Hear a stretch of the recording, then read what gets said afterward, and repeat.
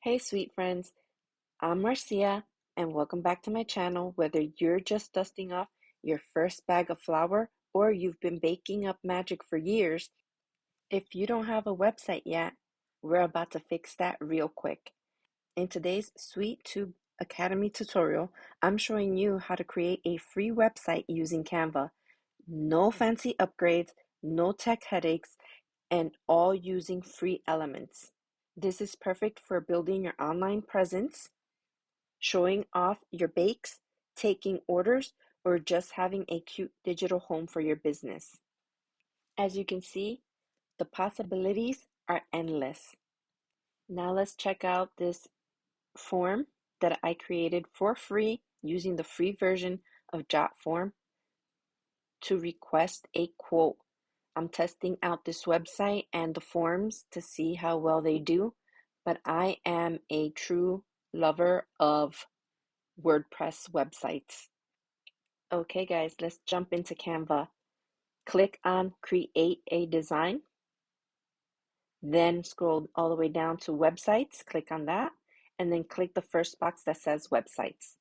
Okay, now that we have a blank canvas, we're going to add our first element, which should be your logo.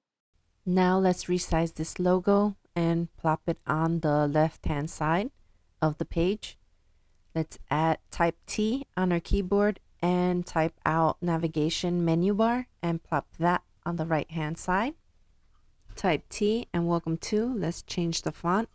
Click the 3 lines, then click on free and choose any of the fonts that you like. I like the Angelina. Resize this. Type T and then put your business name. We're going to change the font as well.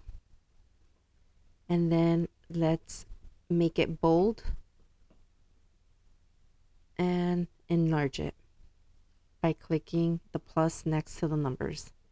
T again on your keyboard and type in a description of your website for new clients or returning clients that forget what you specialize in. Once you have whatever description you want, just plop it underneath your business name. And now we're going to choose something visual. I'm going to go to Elements, go to Frames, click See All, and then I like this torn paper one. We're going to put that in the corner. Okay, let's preview. I like it. Now let's go back to Elements, and we're going to type in bakery, and we're going to choose something that is free. I like photos. Nothing, no graphics, just photos for these now. And cupcake, these cupcakes will do. Just click and drag. However, I suggest you use your own pictures. Okay, let's change the font for the navigation menu bar and let's make it bold. Also, let's add a frame behind it. So go to Elements, click Square Shape, and let's center that and change the color so that it all blends and matches perfectly. Click Add Section, and then let's go to Elements, Frames, pick the square, copy, paste, and then let's just resize this a little bit bigger, and there we go. And just to align everything, just drag whichever one you want. Let's go back to Elements. I typed in cupcakes, pick cupcakes, now cakes. I like this wedding one. Just drag it, double click on it in order for you to center it and drag it to whichever way. Now that it's centered, let's pick sugar cookies.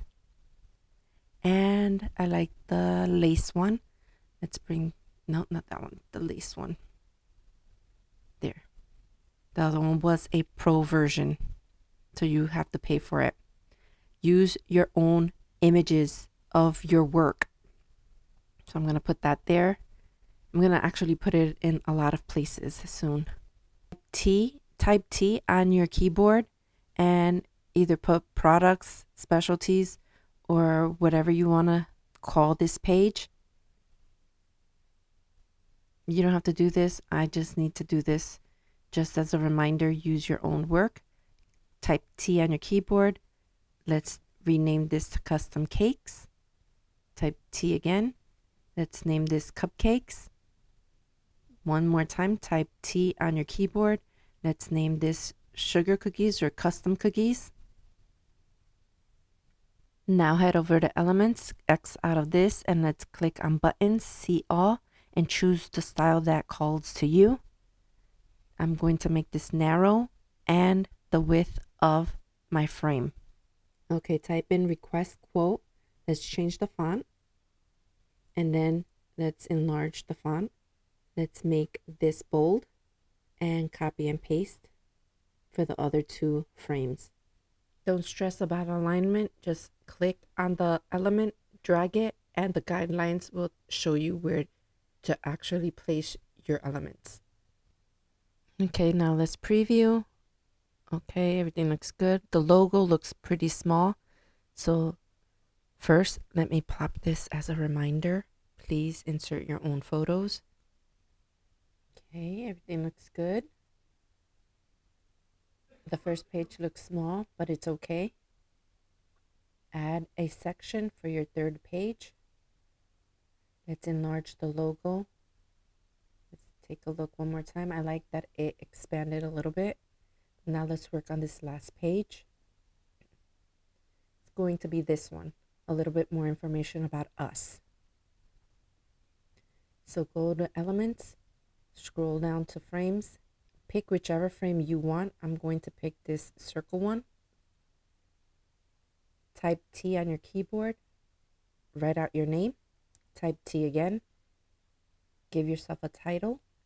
You can either click on the T or you can type T on your keyboard, and let's write out a description about us, all relevant information that you would like your clients or visitors to know about you.